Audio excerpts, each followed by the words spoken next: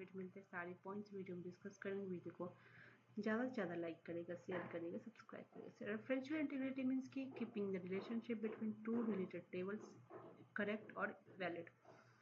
It means कि हम ऐसे भी बोल सकते हैं कि अगर दो टेबल रेफर कर रहा है something in another table, that thing must actually exist. इसको हम रियल लाइफ के एग्जांपल से ऐसे समझते हैं। कोई स्कूल है, इमेजिन करें कि उसमें दो रजिस्टर हमने मेंटेन किया है, कि स्टूडेंट रजिस्टर, दूसरा फी का रजिस्टर। तो स्टूडेंट आईडी जो होता है, स्टूडेंट रजिस्टर में क्या क्या होता है, स्टूडेंट आईडी होता है, नेम होता है। फी रजिस्टर में रिसिप्ट नंबर होता है, स्टूडेंट आईडी होता है और अमाउंट होता है। तो स्टूडेंट आईडी जो होता है वो कनेक्ट कर रहा है दो रजिस्टर को। फॉर एग्जांपल कि फी रिसिप्ट 1 जो होता है स्टूडेंट आईडी 1 को कनेक्ट कर रहा है, और फी रिसिप्ट 2 जो होता है स्टूडेंट आईडी 2 को कनेक्ट कर रहा है। बट कोई दूसरा जो है वो ट्राई कर रहा है ऐड करने के लिए समथिंग रिसिप्ट 4 और स्टूडेंट आईडी समथिंग 5।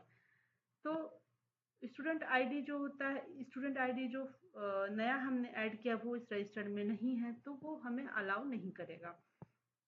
देन दूसरा हमें अनदर एग्जांपल से ऐसे समझ सकते हैं कि कोई हमने ऑनलाइन फूड ऑर्डर किया है, तो इसमें दो हमें मिलता है, एक कस्टमर, दूसरा एक ऑर्डर। कस्टमर में कस्टमर आईडी होगा और नेम होगा, ऑर्डर में ऑर्डर आईडी होगा, कस्टमर आईडी होगा और फूड होगा।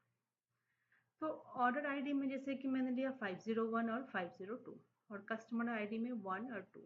तो 501 जो होता है वो बिलोंग कर रहा है कस्टमर 1 से, बट कोई ऐसा ट्राई कर रहा है क्रिएट करने के लिए कि ऑर्डर 503, तो ये जो होता है वो एग्जिस्ट नहीं कर रहा है इसमें, तो डाटाबेस जो होता है उसको रिजेक्ट कर देगा। तो यहाँ तक हमने समझा रेफरेंशियल इंटीग्रिटी का। आप यहाँ डायग्राम भी देख रहे हैं, पेरेंट और चाइल्ड का, ये कस्टमर और ऑर्डर का रिलेशनशिप दिखा रहा है। अब देखते हैं हम बाकी डायग्राम को समझते हैं। यहाँ पे ये कस्टमर है और ये ऑर्डर, ये दोनों के बीच में ये और पेरेंट चाइल्ड रिलेशनशिप है। अब प्राइमरी की और फॉरेन की को देखते हैं, हाउ रिलेशनशिप, ये रिलेशनशिप को कैसे डिफाइन कर रहा है। प्राइमरी की जो होता है यूनिकली आइडेंटिफाई करता है पेरेंट रो को, और फॉरेन की जो होता है वो स्टोर करता है रेफरेंस पेरेंट की को। जैसे कि यहाँ पे कस्टमर है और कस्टमर का आईडी जो होता है वो एक प्राइमरी की है और ऑर्डर आईडी प्राइमरी की है, और ऑर्डर और कस्टमर आईडी के बीच में फॉरेन की है, कस्टमर और कस्टमर आईडी है यहाँ पे। देन है रेफरेंशियल इंटीग्रिटी जो होता है वो काम कैसे करता है, ये देखते हैं। यहाँ पे ये चाइल्ड रो है, ये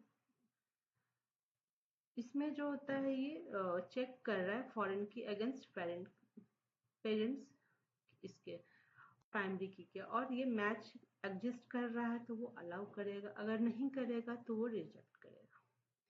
देन एग्जाम्पल देखते हैं हमें वैलिड वर्सेस इनवैलिड में। इसमें एक ऑर्डर आईडी है और ये कस्टमर आईडी है और ये रिजल्ट है। तो ऑर्डर आईडी में हम यहाँ देख रहे हैं कि ये यहाँ पे मैच कर रहा है तो ये एग्जिस्ट करेगा, अगर ये नहीं मैच करेगा तो ये यहाँ पे इनवैलिड हो जाएगा। तो रेफरेंशियल इंटीग्रिटी क्या करेगा, वो ब्लॉक करेगा इनवैलिड या फिर ऑर्फन ऑर्डर को। अब क्या होता है अगर कोई पेरेंट रो जो होता है वो हमारा डिलीट हो गया, तो एक्शन में क्या क्या होगा हमें, ये यहाँ पे मैंने मेंशन किया हुआ है। तो रिस्ट्रिक्ट होगा, नो एक्शन होगा, प्रिवेंट करेगा डिलीशन अगर child row still reference the parent. Cascade होगा, डिलीट करेगा रिलेटेड चाइल्ड रो को ऑटोमेटिकली। सेट नल, इसमें क्या होगा, set child foreign key to null अगर अलाउ है तो। सेट डिफॉल्ट यूज करेगा प्रीडिफाइंड डिफॉल्ट रूल अगर इफ सपोर्टेड। देन इससे हमें क्या क्या बेनिफिट होता है, सबसे पहले ये प्रिवेंट करेगा ऑर्फन रिकॉर्ड्स को और इनकंसिस्टेंट रिलेशनशिप को, इम्प्रूव करेगा एक्यूरेसी और रिलायबिलिटी ऑफ डाटाबेस को।